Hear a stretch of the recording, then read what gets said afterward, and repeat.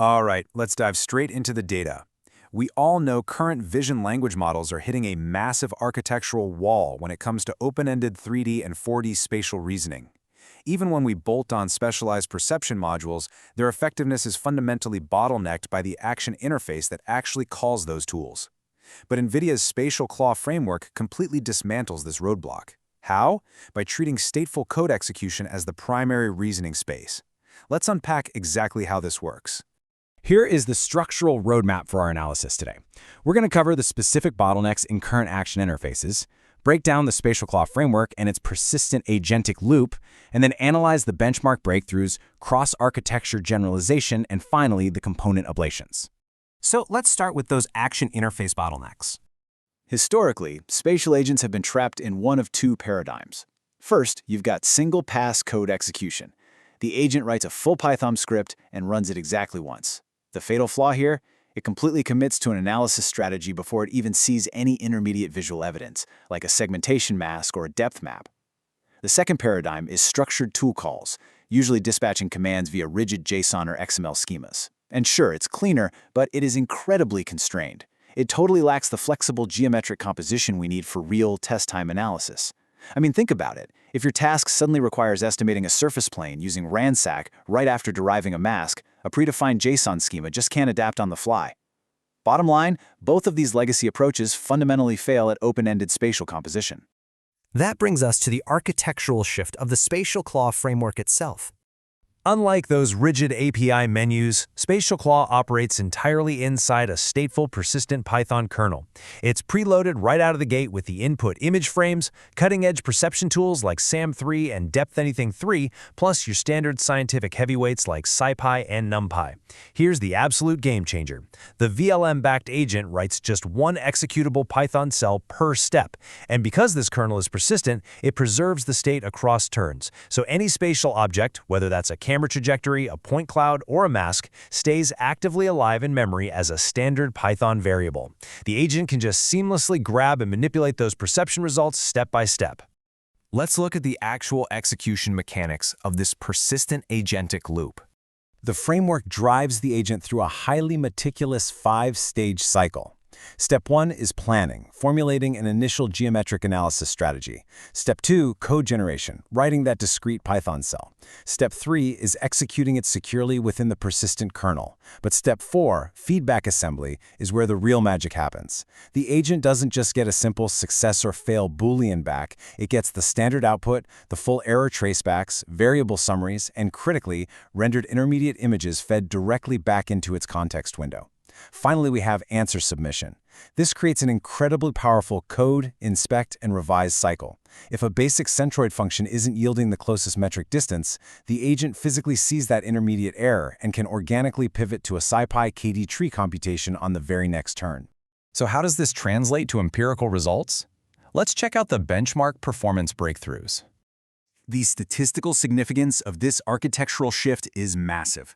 When evaluated comprehensively across 20 different spatial reasoning benchmarks, covering everything from metric distance to multi-view geometry and object motion, SpatialClaw achieves a 59.9% overall accuracy. That is a blistering 11.2 percentage point gain over the recent, highly specialized Space Tools baseline. Just let the sheer magnitude of that leap sink in.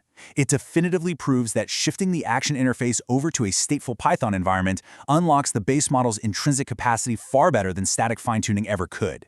If we isolate the specific categorical leaps, we can pinpoint exactly where this code interface thrives. Taking a close look at dynamic 4D video reasoning using the QN 3.627B backbone, we see an explosive jump from 37.1% up to 47.0%. That's nearly a 10-point lift. And over on the Gemma 431B model in general spatial domains, we're seeing over a 6-point increase. The data makes it crystal clear.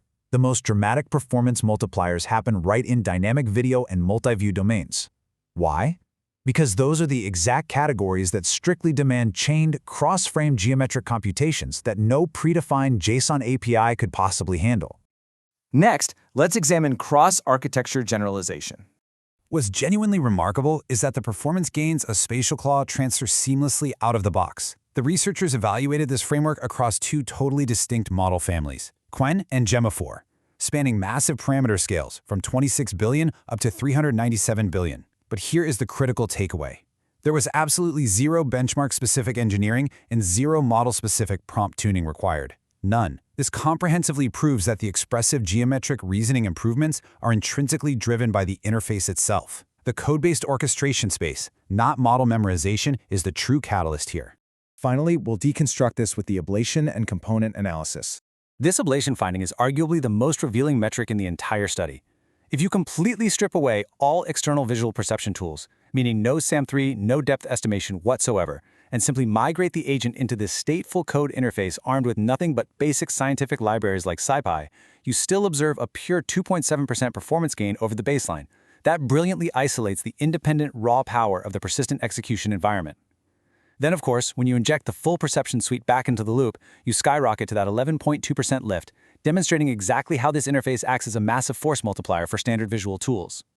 Evaluating SpatialClaw head-to-head against those legacy structured tool call and single-pass interfaces across 13 distinct meta-categories reveals consistent dominance. As the margins show, SpatialClaw secures a net advantage in 11 out of those 13 categories, mathematically outperforming the old paradigms in nearly every single spatial domain tested. Breaking down the heaviest statistical wins really clarifies the mechanics of this dominance. In multi-view reasoning, SpatialClaw holds a staggering 9.1 percentage point advantage over single-pass execution. We see another massive 9.1-point gap in relative direction, and in camera motion, a full 9-point win over structured JSON tool calls. The data perfectly validates the underlying theory. The persistent kernel excels precisely where dynamic, chained, cross-frame geometric composition is absolutely mandatory. So, what does this all mean for the future? Well, this brings us to a major inflection point for agent architectures. SpatialClaw has firmly established that an expressive, stateful Python interface natively solves geometric reasoning bottlenecks. And it does it without any task-specific fine-tuning. But this begs an incredibly exciting question. If a training-free, persistent kernel yields an 11-point leap purely through better interface design, what happens when we actively apply reinforcement learning directly to that code generation and error recovery cycle? Integrating RL into this persistent loop is absolutely the inevitable next frontier in agentic spatial intelligence. Thank you for joining me for this structural deep dive.